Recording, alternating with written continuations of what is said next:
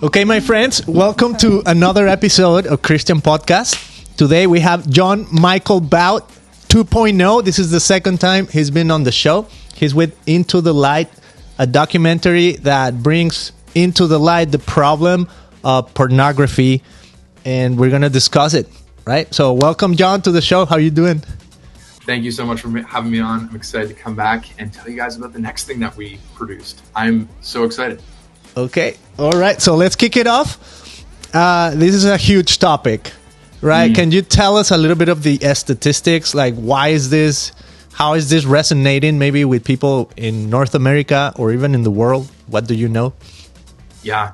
So the problem of pornography is massive. You know, sometimes we talk about, oh, there's huge things that are going on in the world. But truly, pornography is one of the biggest issues that every family, every church is facing. And why do I say that? Because statistically, the average age of exposure to pornography is age 8. Wow. That's crazy. And I am a living testimony to that. I think I shared this last time, but I personally got exposed to pornography when I was age 8 in a Christian home with parents who love the Lord. They just didn't know that you need to talk to your kids at younger and younger ages. So, you know, I always say to people, the problem of sexual brokenness, of sin and all these things, that's not new.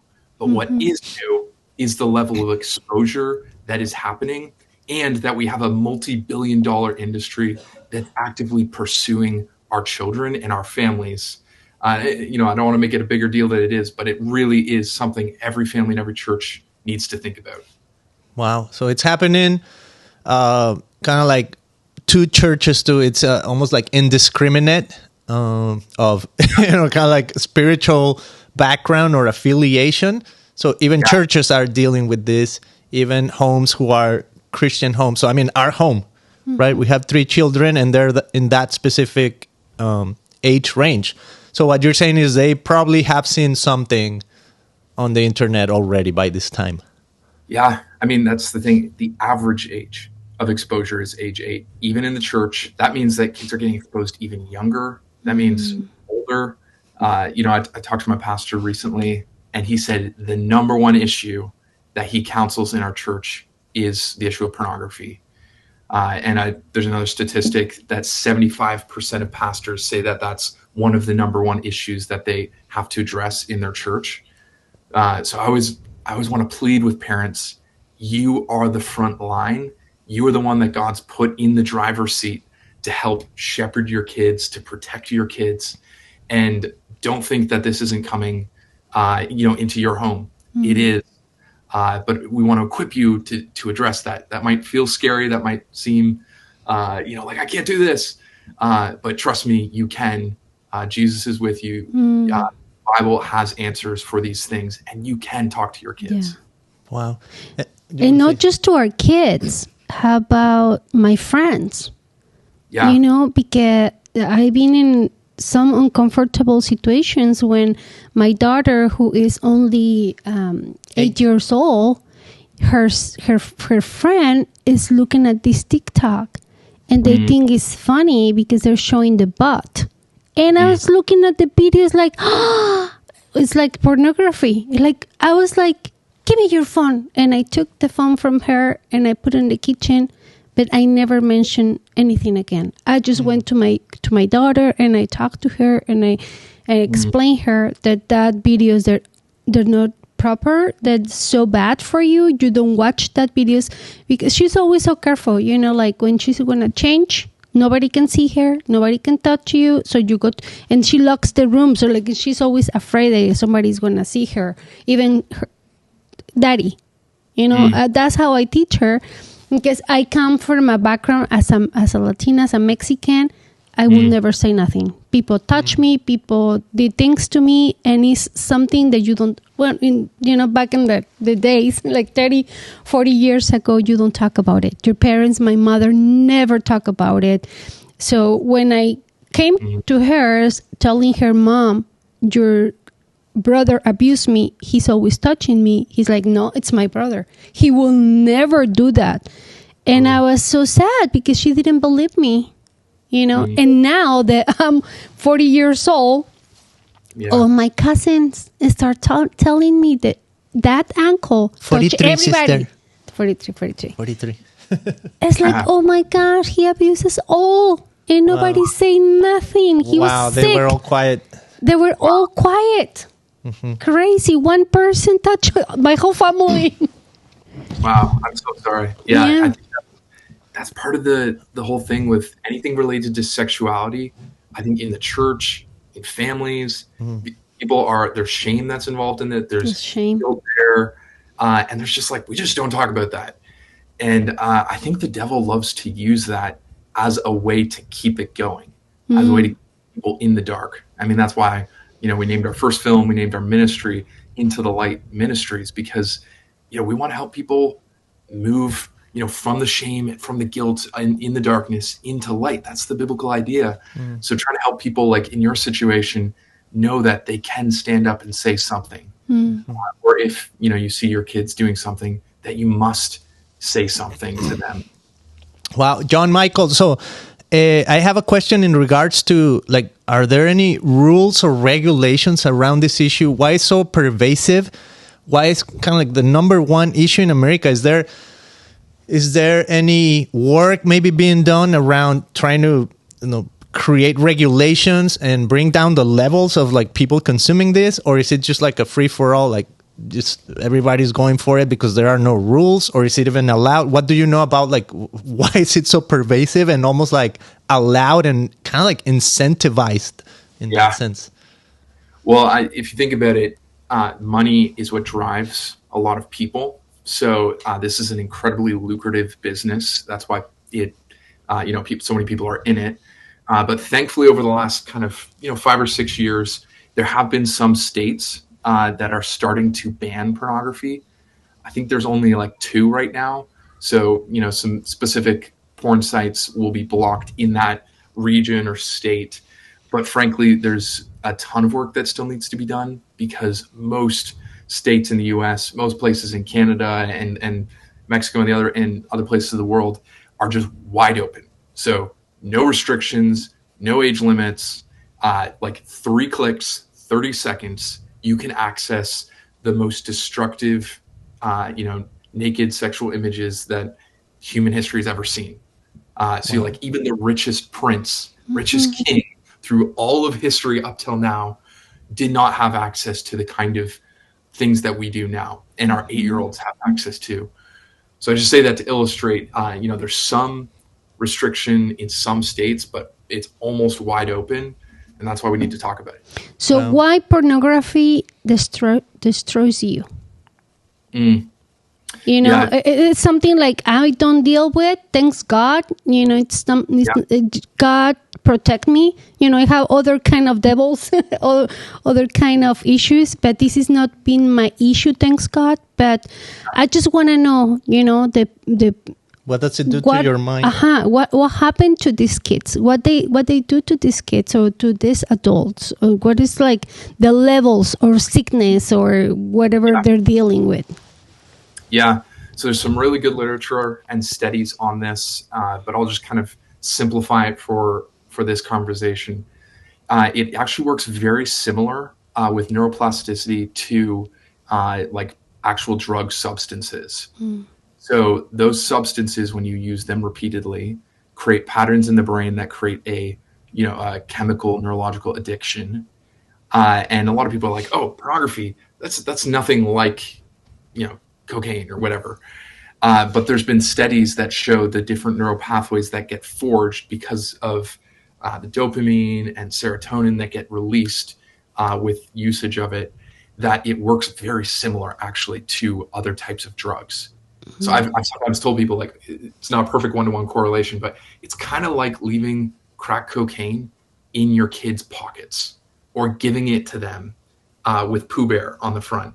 And just trusting that they're not going to do anything with it, and then being surprised when it ruins or messes up their life. And I also just say to people, like, think about the wreckage this is having on their future marriages, on their future kids. Like this creates generational problems when we don't talk about it.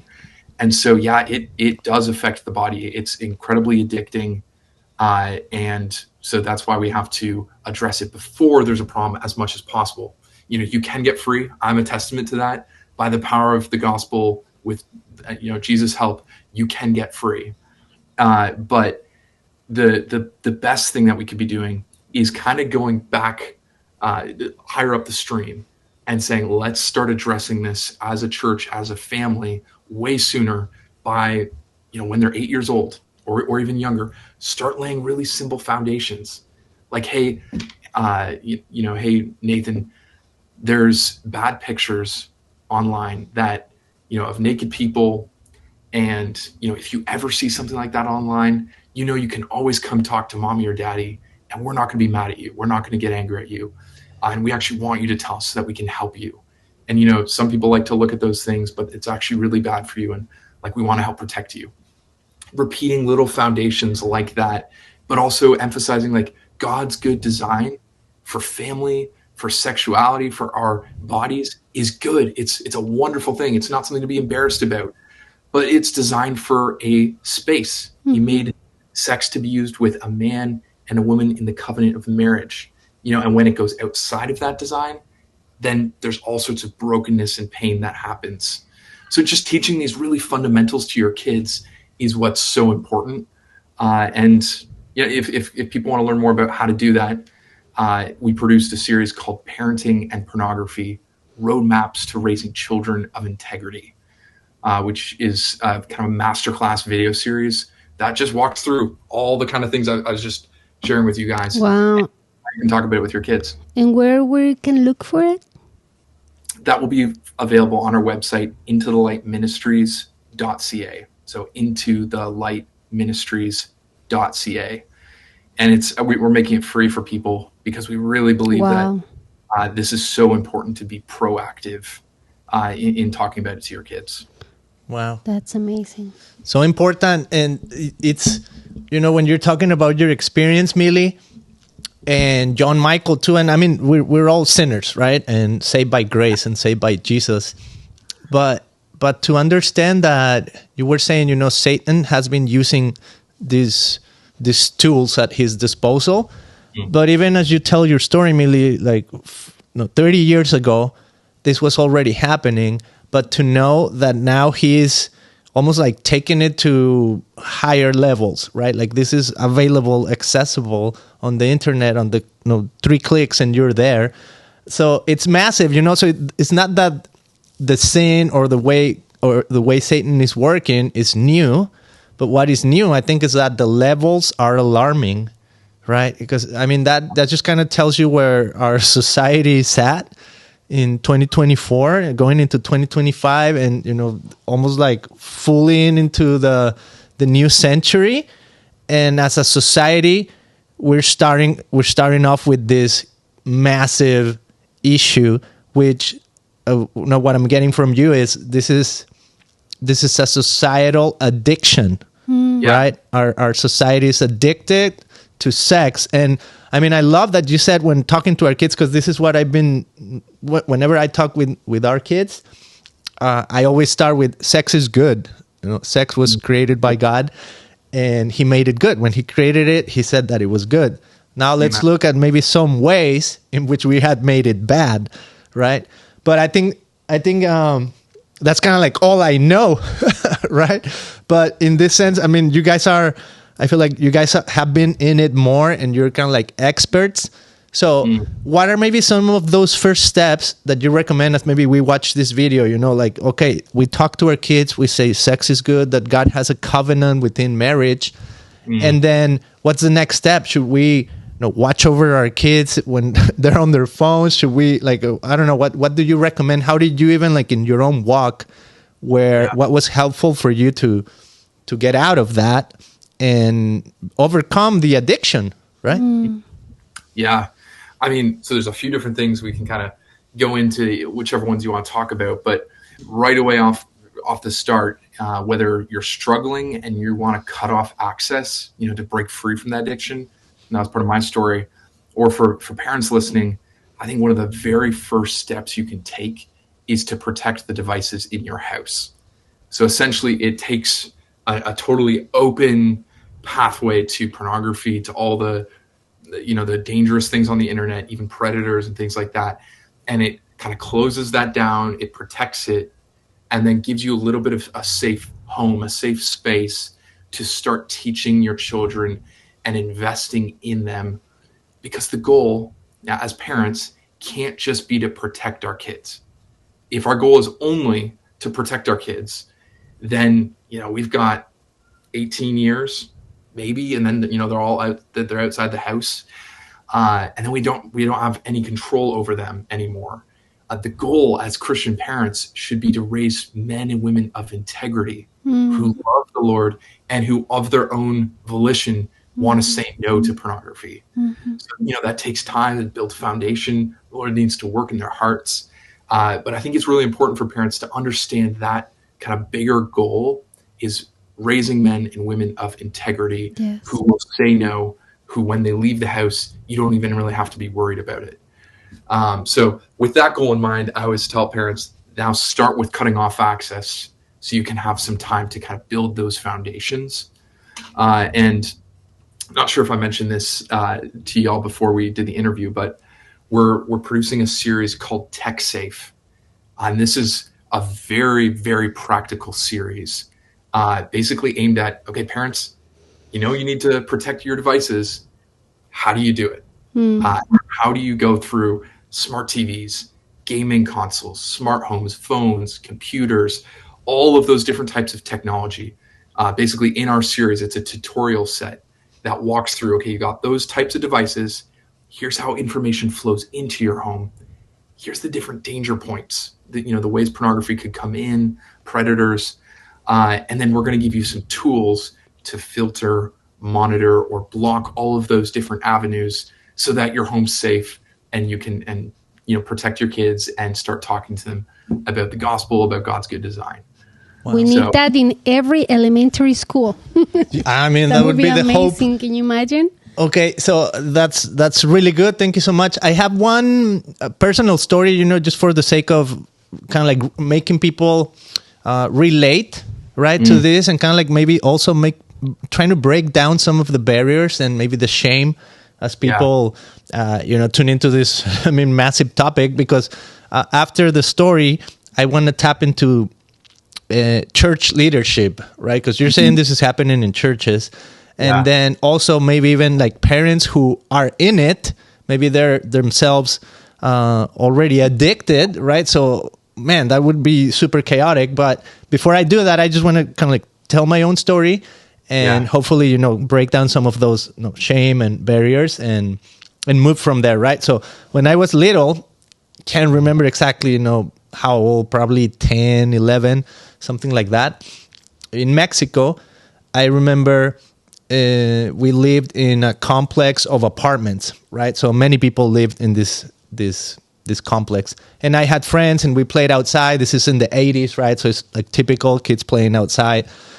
And I remember just somewhat of an adult invited us into this house where one of the kids lived, right? And then they sat us on a couch, and then they started showing us like some pornographic material, right? And it was it's kind of like made like a movie, but it has pornographic stuff, right? And that was my first and last encounter, thank God, that I ever had with pornography at that level. But all that to say, when I try to put myself back in the shoes of myself as a little kid, I just feel like, how did I end up there?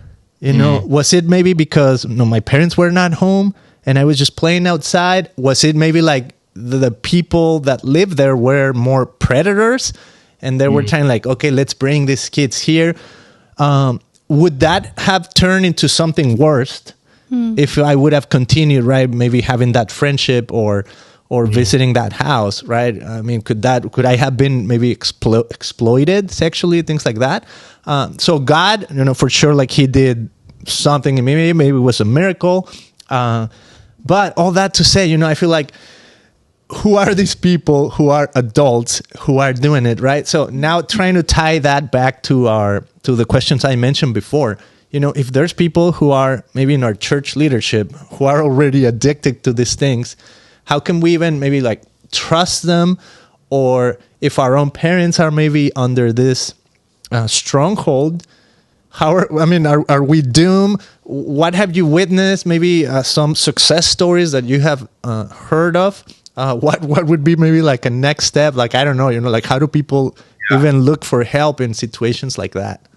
Yeah, I appreciate you sharing your story. That's, I forget the statistic, but it's something like 90% of exposures to pornography, either come from just stumbling upon it or by a friend or family member, someone who's close to you.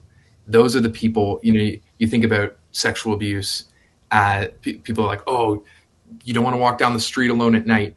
It's like, okay, yeah, you want to be wise there. But honestly, the most dangerous spaces are often with family members. Millie, even your story illustrates that. Yeah. So I think it is one of the most sad things when church leaders are struggling with pornography, or when there's abuse of authority. What God gave them to use for flourishing is actually used to exploit people. And I just say to people, if you think that's happening, prayerfully, wisely, go to other elders in the church and bring it up. Ask God to help you. If there's something that's going on, it needs to be addressed. I do think, though, in most churches, you can trust your leadership. There's always exceptions. But if you think about 1 Timothy 3, like the qualifications for elders, if a church is wisely electing pastors and elders, then you should be able to trust the guidance of your pastors. And I would hope that would be the case for most churches. But I also do think parents need to be really wise with who they leave their kids with. Overnight sleepover parties, when parents are gone, very dangerous. That is one of the most common places for pornography exposure. So, just parents, be wise about that. Even be wise with who you let babysit your kids or who you leave them with in the daytime. Be wise with which house you leave them at, because you might love the parents, but you're leaving them with unprotected devices. So there's just things like that as parents, I think we need to have a different lens on sometimes to view the world through, not with a spirit of fear, but a spirit of love for our kids. It's for love of our kids that we would run out to them in the ocean and pull them out of the sea. And it's for love of them that we should go, wade into the messiness of technology and sleepover parties and all these things to try to pull them back from the brink of dangerous situations. And so, yeah, I just tell people it starts with that, caring enough. Wow. Caring enough. I love it. Okay, John Michael, I think that covers a lot. I think you have really helpful resources in this regard, to, what would you call it? Fight pornography, overcome pornography addiction. And you already mentioned, where we can go, but can you repeat that? Is it Into the Light? Yeah, Into the Light Ministries.ca. We have 3 series that you can use. The Parenting and Pornography series to get equipped to talk to your kids, the Tech Safe series to help set up all your technology, and then the Into the Light documentary for people who are struggling with pornography to get hope in the gospel. So those are all free for you. That serves your listeners, and I think they're subtitles in Spanish as well. Wow. Yeah, I hope that everybody, take the courage to share this kind of stuff, because we don't know who really need it, right? I just want to say like this last thing. When I moved to this country, I ended up living with my cousin, and she and her recent husband, they were married just 3 months. And I remember I saw this huge box and was pornography. And there were... magazines, you mean? Or No, videotapes. Oh, okay. Like full. And I was like, what is this? And she was open. Oh, that's something my husband and we see when we want to get intimate. We need to see this to just get us motivated. And I was like, okay. And was normal for them and from everybody around them, their age. And now, this happened like 18 years ago.